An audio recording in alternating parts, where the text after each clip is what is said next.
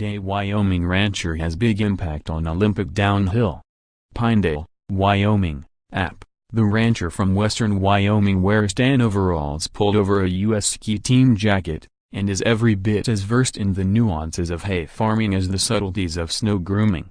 He doesn't even ski for pleasure much anymore due to aching hips, yet the Olympic fates of Lindsey Vonn, Aksel Lund Svindal and many of the best speed skiers are directly tied to the handiwork of Tom Johnston, a no-nonsense cowboy who spends his days toiling among hay bales on nearly 1,800 acres of leased fields near his home in Boulder, Wyoming, population, 170-ish. Johnston also just happens to be one of the world's foremost experts on shaping a racecourse, most notably the downhill and Super G tracks that Vonn, Svindal and the rest will zoom down in February in South Korea. Every tooth-rattling bump and knee-buckling jump on the Pyeongchang course will have been exhaustively groomed by Johnston and his crew, whose goal, in ski parlance, is to create hero snow, the grippy surface on which these world-class speedsters can confidently push the envelope. A very nice track, is what the 55-year-old Johnston is promising for a course that was designed by Bernhard Rossi, the Swiss downhiller who won Olympic gold in 1972. Johnston has made 7 journeys from his home to South Korea over the past 2 years to inspect and shape the Olympic terrain. I really enjoy it. Johnston has 6 weather websites loaded onto his phone, including one from South Korea to keep current on conditions, and views them so often that his wife Cassie recently had to increase their phone's data plan. He likes to give off a gruff first impression. "I really don't have time for all these interviews," he lamented. But, during a leisurely tour of the properties he oversees, it's clear he's something far removed from acerbic. He's proud of every parcel of this land. Here lies some of the most sought-after alfalfa in the county. On the other side of a dirt road bordered by badger holes, he shows off his laser-leveled land that produces various classes of hay. They're meticulously planned out so water doesn't gather and ruin the consistency of the crop. Across the 2-lane highway reside his roughly 125 head of Red Angus cattle. On the horizon, the mountain range. His life used to be a cycle, haying in the summer and, when it turned colder, heading up to Jackson Hole Mountain Resort so he could coach and direct events the ski club produced. Johnston's family would follow him there, until the 3 kids reached school age. He eventually just pulled along the camper or stayed at a cheap place for a few nights before making the 80-mile-ish drive home. Back then, Johnston was sometimes spotted wearing a jacket with these words embroidered on the back, "I'd rather be haying." He honed his craft at Jackson Hole, becoming a course-shaping artist who would water the slopes in extremely cold temperatures to create an icy surface that would hold up from the first racer all the way to the last. In 1998, the U.S. ski team contracted with the local organizing committee for nationals. As director of alpine events with the ski club, it was his show. Johnston's twists and turns were a hit, along with his organizational skills. Soon after, he became a technical advisor for the U.S. team. He credits Tim "Swampy" LaMarche, his predecessor and another course guru, for teaching him the ins and outs of the profession.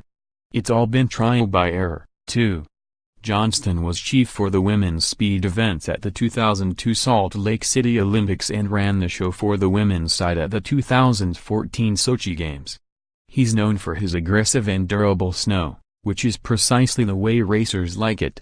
His preference is making it with a snow gun instead of letting Mother Nature do the work.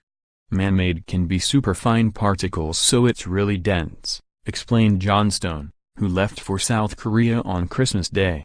The natural snow can be dry, fluffy, a real pain. He prepared the World Cup course for the women in Killington, Vermont, last month and lent a hand at the World Cup stop in Beaver Creek, Colorado, which is one of the racers' favorite venues on the circuit. "The corkscrew in Beaver Creek is probably the best in the world," Svindal said. "We always have perfect conditions." In South Korea, Johnston's main tasks include build and maintain the snow surface, including the macro features such as jumps and rolls, manage the snowcat operators and installation of safety features. His aim is to help Rossi's downhill design spring to life. The men's and women's downhill tracks vary only slightly, with the men's starting at a higher spot and diverging at one point through a narrow gully before merging again. Along the way, there will be 4 major jumps, which have been modified since a test event held at the site nearly 2 years ago. The changes should provide smoother, safer landings for the skiers who will be traveling around 80 miles per hour, 128.7 kph. We have changed the landing zone of the jumps, Russi said. It means that the jumps will go longer this time.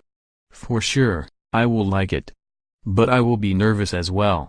On his farm 2 months ago, Johnston was worrying more about his hay crop than the ski slope after a quick visit to South Korea for course inspection. There was a snowstorm about to blow through and he still had to stack 200 tons of hay. His wife, who works as a dental hygienist and helps in the fields in the afternoon, was driving a truck to haul the bales, while 2 more workers pitched in. They were up until 1:30 a.m. to accomplish the feat. It snowed 3 hours later. Tom and Cassie met at the Green Mountain Valley Ski School in Vermont as teenagers and got married in 1986. She occasionally travels with him to races, where he's been known to ride with the snowcat operators at night as they groom the course or sleep with a radio next to his pillow so he can hear the chatter of those working on his hill. Quality speed courses and hay are his pride and joy, and they have more in common than you might think. Both take attention to detail. Both depend on Mother Nature. Neither can ever be perfect. Not that he'll ever stop trying.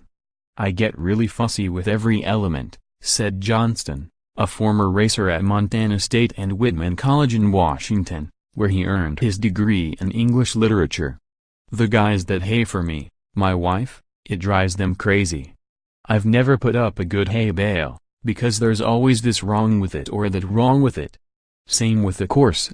But give me good weather and it will be a good course, he said. More app Olympic coverage, https://wintergames.app.org